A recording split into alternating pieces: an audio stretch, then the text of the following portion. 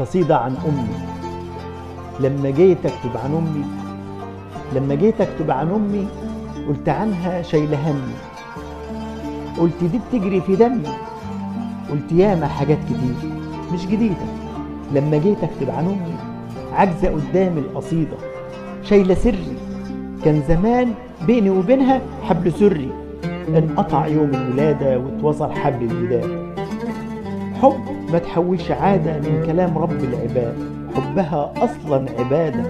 في التعب كانت بتسأل، جه مؤنث جه مذكر، جه بيضحك جه مكشر، جه على الدنيا بسلام. وقتها ما كنتش بفكر، كنت ببكي وكانت تحضن بابتسامة. وقتها ما كنتش بفكر، ده الضنا جه من الضنا. لما جيت أكتب عن أمي لقيتني بكتب عننا.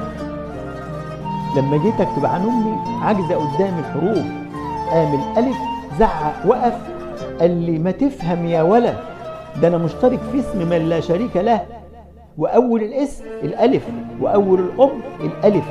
ودي مش صدف، ربك بيخلق من العدم، خلق القلم وهنا على وهن، شالتني لحد ما بلغت الحلم. وياما بتدلع عليها وياما بتمنع عليها، وياما حوطتني بجناحاتها وياما دمعت بعينيها. ومن ايديا تاتا تاتا ورجلي داست على البلاطة وداس عليها عجل زماننا، وكانت بتحضني ببساطة. ولما بتعب كانت بتتعب، كانت تطبطب، كانت تجيب لي الشوكولاتة. كبرت فجأة لقيتني بزهق من كلامها عن السجاير، عن العيال اللي مصاحبهم في الدراسة. خش ذاكر، بص يا ابني خلي بالك، دي السنين زي الكولونيا، تحطها بتطير بسرعة ما تلاقيش لهواها ريحة. السنين بجحة وصريحة، أمي ما بتعرفش تجرح بس ياما باتت جريحة. لما جيت وقفت قصادها قالت لي انت امتدادي، انت نور عينيا اللي شبهي.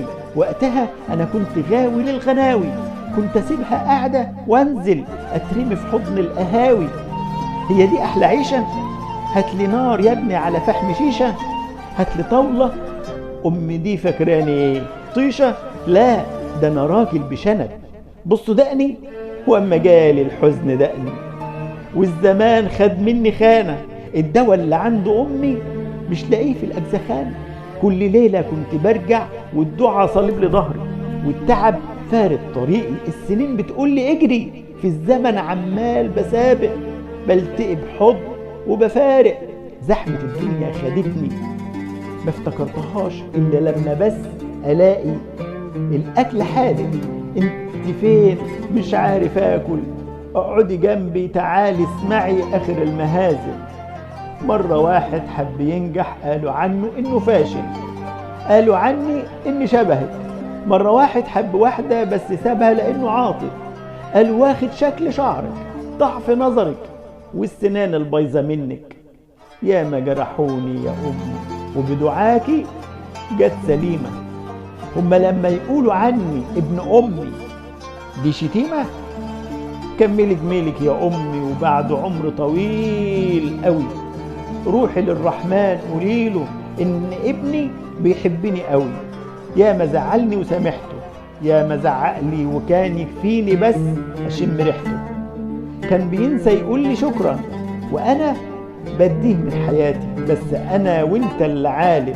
كنت بدعي له يوماتي ربنا يهديه يسامحه. كان كتير يصعب عليا لما اشوف في عيونه جرحة، مهما يعمل لسه ابني اللي كان في اللفة خايف. مهما ينطق لسه سمع كلمة ماما من أصغر شفايف. كملي جميلك يا أمي وروحي للرحمن قوليله هو ابني امتدادي، هو نور عيني اللي شبهي. واما جيت اكتب عن أمي برضو كل كلامي عادي. وسلامتكم، عبد القادر اللواتي.